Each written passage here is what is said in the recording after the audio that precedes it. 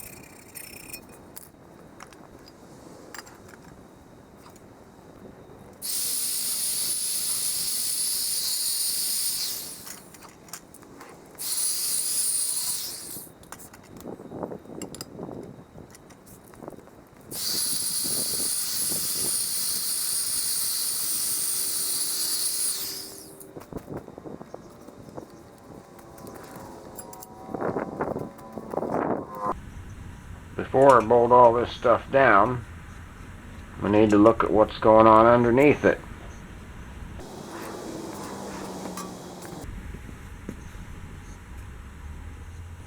The outside sheath of this lift cable should be held in place by the toolbox. But you can tell by the marks left by this cable here that the cable has been riding next to this raised area. And I believe the cable should be on the raised area. Now if you look underneath here with the toolbox in place, you can see that this cable can move up and down as it falls off the edge of that ledge.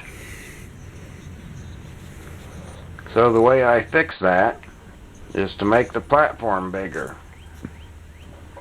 If you lower your lift handle, you put some slack in your cable, then you can slip it over these bolts here to hold it out of the way. I got this piece of metal, and it's thick enough that it ends up being just below flush with this existing platform. You just need to be close, and you don't want to be taller than the platform. I think this piece of metal is a 12 gauge, which ends up being a little over 100 thousandths thick. And I'm going to hold that in place with epoxy. So now I need to prep this area for the epoxy to stick. And I had sprayed this with WD-40 before, so first I'm going to clean it off with carburetor cleaner. And then I'm going to wire brush it.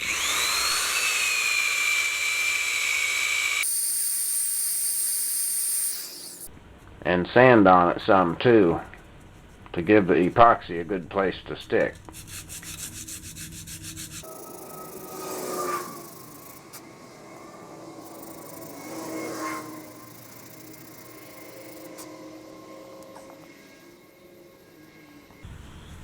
I would think any two-part epoxy would do. This stuff dries pretty hard, but it takes over 4 hours to dry.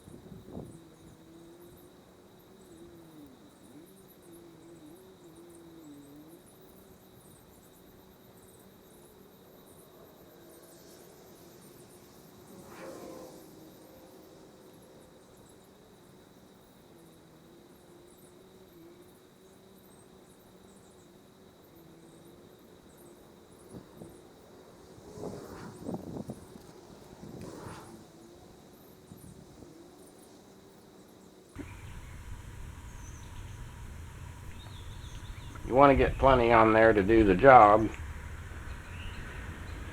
but you don't want very much extra on the top.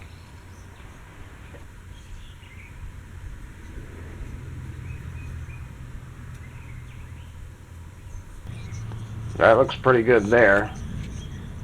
I'm going to quit messing with it so I don't make it worse. While the epoxy's drying, I'm going to work on this dash panel here. It's in pretty decent shape. Nothing's broken, nothing needs welded. The throttle cable's missing. The choke cable's here. I'm not sure if I can use that or not. We'll have to take a look at it.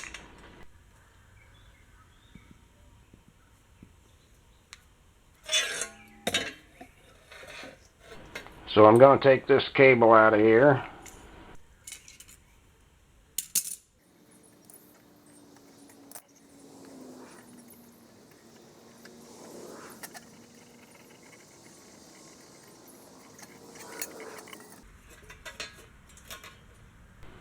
You want to save that cable clamp there. Need that later.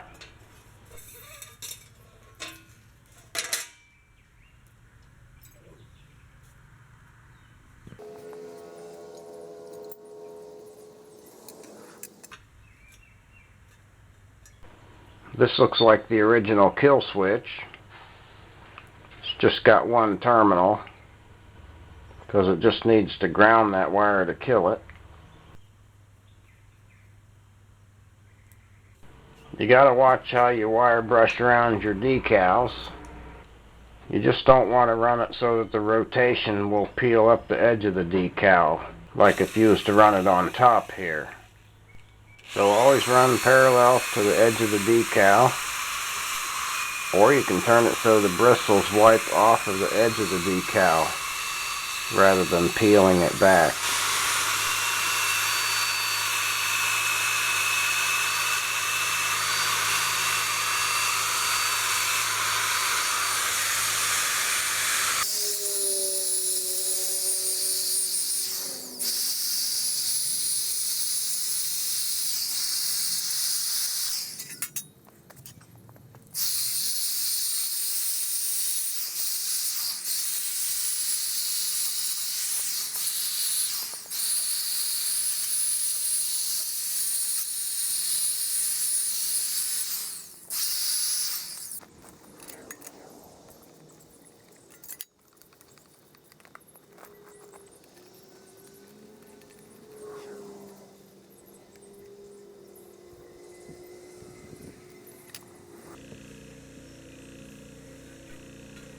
I'm going to wire brush this side cover next.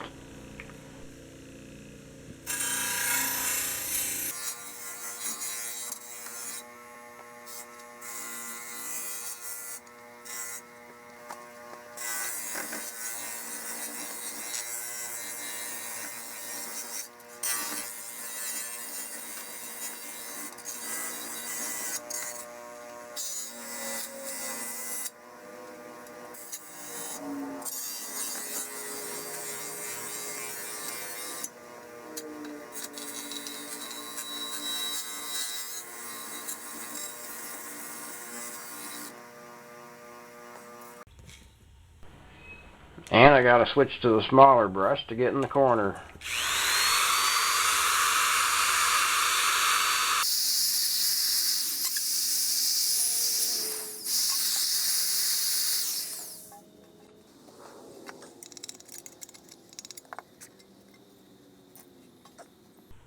There's some heavier rust on this one, so I'm going to scrape it and wire brush it again.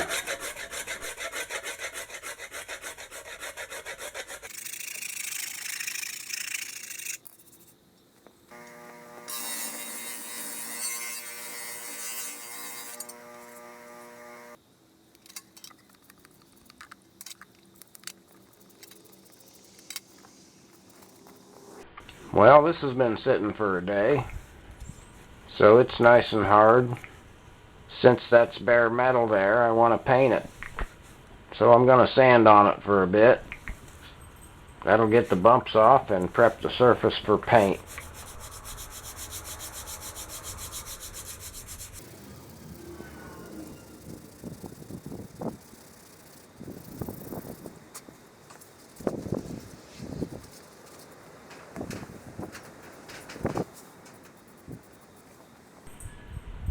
This part has some threaded holes in it, so I'm going to run a tap through those.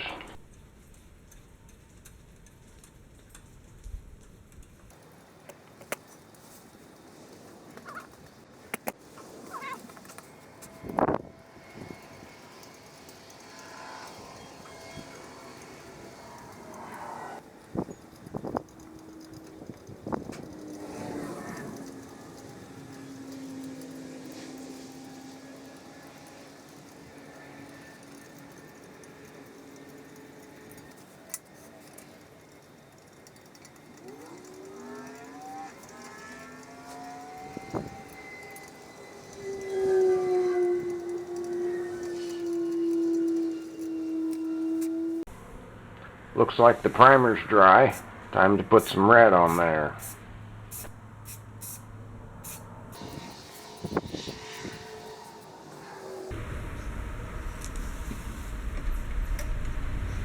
Alright, it's the next day, so the paint's dry. That all looks good. So let's see how it looks when it's bolted together.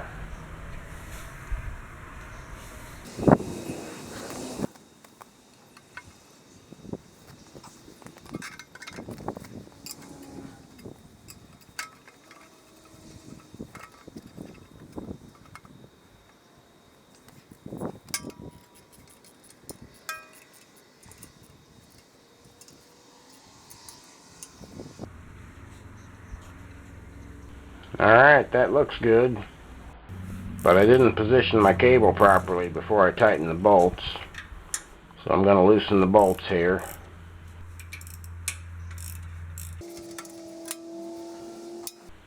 And then I like to push the outside of the cable back flush with the back of this cutout.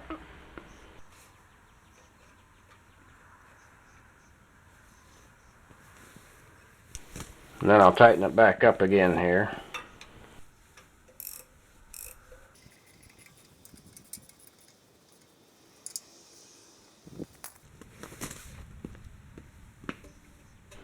Well, that didn't work right because I can still move this.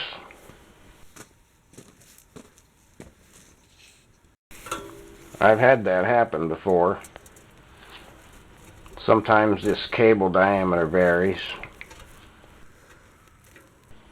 So if you look under here, it does have quite a bit of clearance.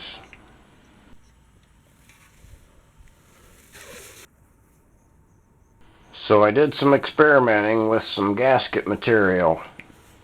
If I use a narrow piece, which would be contacting the cable on just one side of this V-groove here, that was not enough for it to clamp down on it. But if I use a wider piece and bend it into a V shape so that it contacts the cable in two places, that seems to have plenty of clamping force. So I'm going to glue this gasket material down in this groove here, and that should be able to get a good grip on that cable.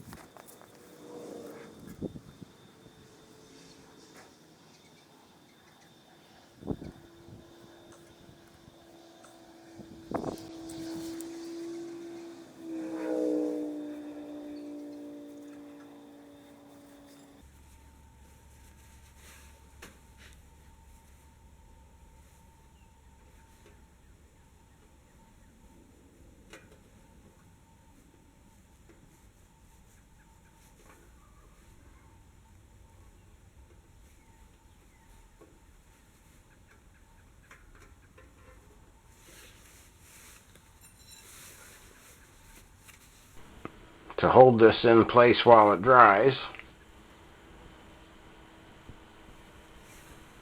I'm I'm going to use this piece of round stock with the weight on top.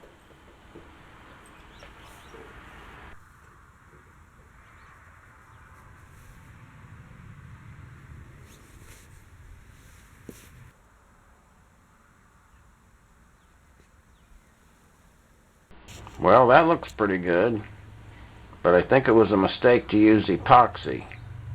Once that's installed, it'll be clamped in position. So if I would have used something like double-sided tape, it would have held it in position during installation, and you'd be able to remove it later if you needed to change it. Well, let's put it together and see how that works.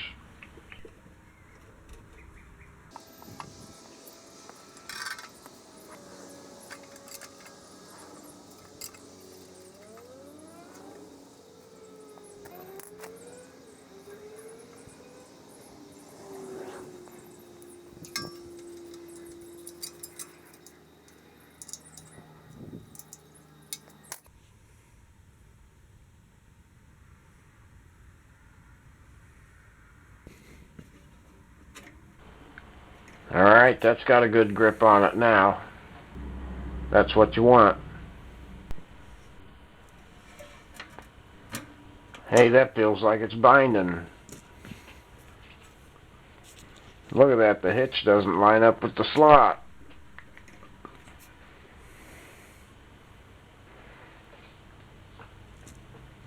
So I got a piece of bar stock that's the right size to fit in this hitch nicely.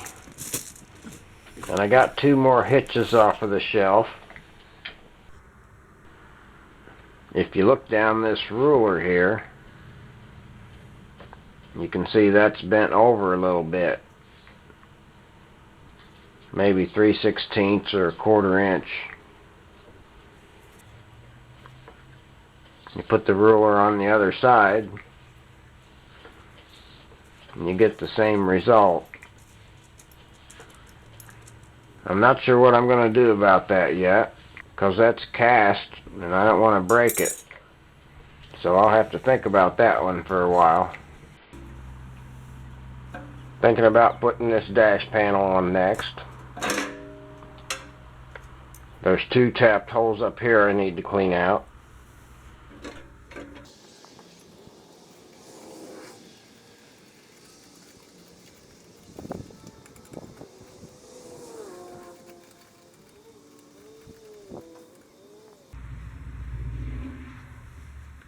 Somebody was really prying on this throttle cable, because this dash panel's dented in right here.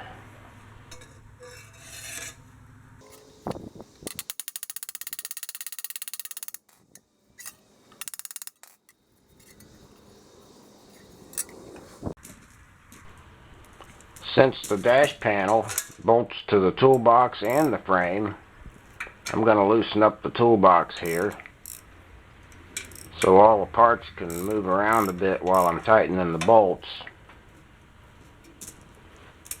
That way you don't put a bind on anything. And then you want to snug up all your bolts before you tighten any of them.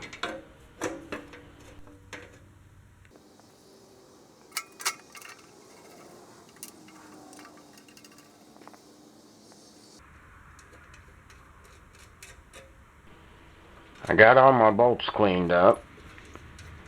Didn't get that on video, because I've shown cleaning bolts a number of times already. I'm going to put these 2 in the proper holes over here so I know where they're at for later.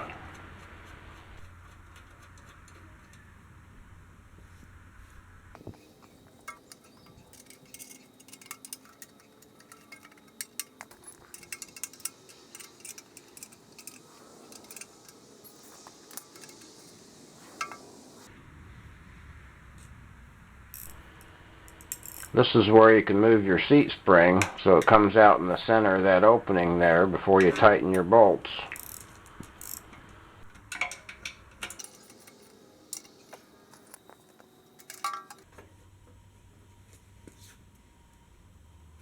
These cotter pins are not bent over yet because I still need to adjust the clutch.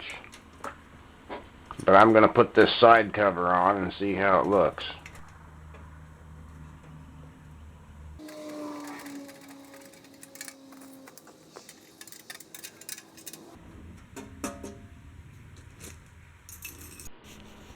I was able to find 6 of the original style screws here, and I'm going to put those on top where you can see them.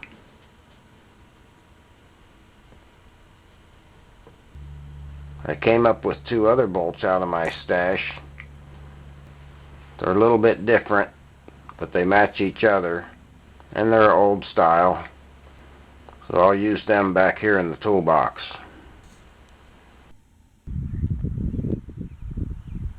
Alright, it's springtime here in Ohio. The grass is green, the wind is blowing.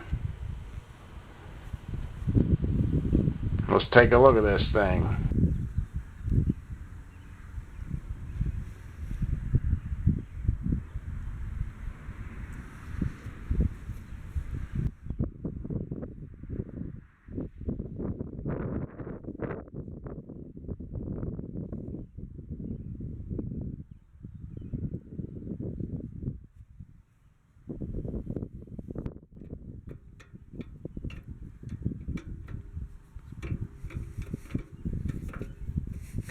The shifter goes into all gears without touching anything.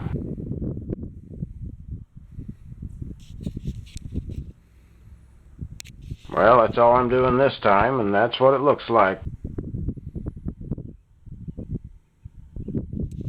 Alright, that's it.